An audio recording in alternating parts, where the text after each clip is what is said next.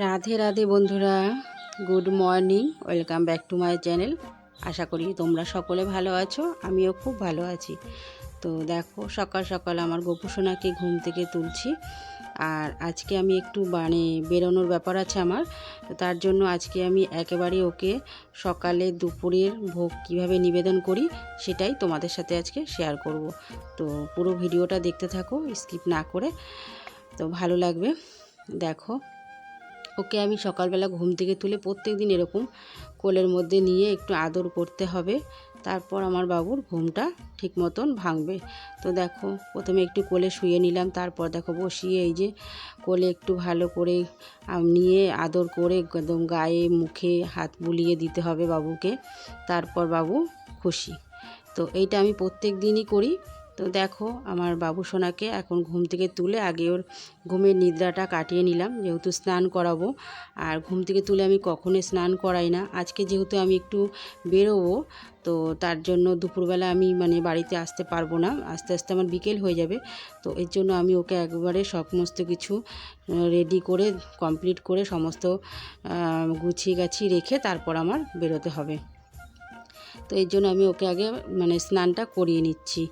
যে স্নান করিয়ে সমস্ত কিছু করে সকালের ভোগ নিবেদন করে দুপুরের ভোগ নিবেদন দিয়ে তারপর আমি বেরোবো। তো ওকে আমার সমস্ত কিছু না গুছিয়ে দিয়ে বেরোলে আমার তো একটা চিন্তা মাথায় পড়েই থাকে, কতক্ষণে আমি আসবো আর কখন আমি ওকে সমস্ত কিছু করব। তার জন্য গুছিয়ে গেছি দিয়ে গেলে আমি কাজটা সম্পূর্ণভাবে মিটমাট করে তারপর আমি বাড়ি আসতে পারবো একটু নিশ্চিন্ত মনে। তো দেখো, সকালের সকালের একদম স্নান টান করিয়ে ভোগ নিবেদন করে দিলাম। সকালের ভোগ নিবেদনটা করে এইবার আমি তারপর ওকে দুপুরের ভোগ নিবেদনের জন্য আবার রেডি করব। তো এইদিকে সব ঠাকুরকেও একবারে ভোগ নিবেদন করে দেবো আজকে। তো সকাল সকাল যেহেতু স্নান করে নিয়েছি, সব ঠাকুরকেই একেবারে ভোগ দিয়ে তারপর আমার গপুবাবুরটা গুছিয়ে রেখে তারপরে যাব। তো আজকে যেহেতু আমি সকালে যাব বিকালে চলে আসব, তার জন্য ওকে আজকে নিয়ে যাব না। আর গরমের মধ্যে রোদ্দুরে এরকমভাবে ওকে সকালে নিয়ে গেলে নিয়ে যাওয়া নিয়ে আসা ওরও কষ্ট। তো তার জন্য ওকে আমি রোদ্দুরের মধ্যে বার করি না। গরমে যদি 2-3 দিনের জন্য কোথাও যাই তাহলে ওকে সাথে করে নিয়ে যাই, কেন ওকে কার কাছে রেখে যাব। তো এই রকমটা আজকে যেহেতু আমি যাব আবার চলে আসব, তো তার জন্য নেব না। ওকে সব গুছিয়ে গাছিয়ে রেখে বাড়িতে বলে তারপর যাব।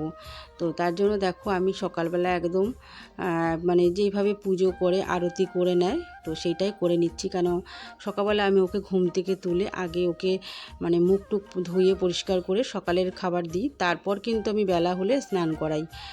আর সকালে কিন্তু আমি আরতি টারতি কিছুই করি না। তো যেটা করি না সেটা বলে আমার মিথ্যা কথা বলে লাভ কি।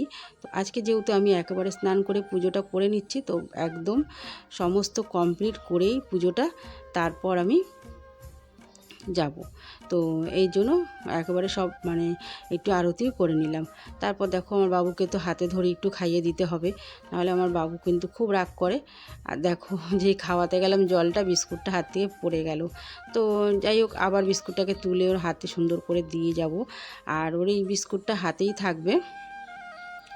হাতে একটা বিস্কুট দেওয়া থাকলে কিন্তু সত্যি খুব ভালো লাগে। তো এটা ওর হাতে থাকবে। আর এই বাদবাকিগুলো নামিয়ে পরিষ্কার করে আবার কিন্তু আমি ওর দুপুরের খাবারের জন্য রেডি করব।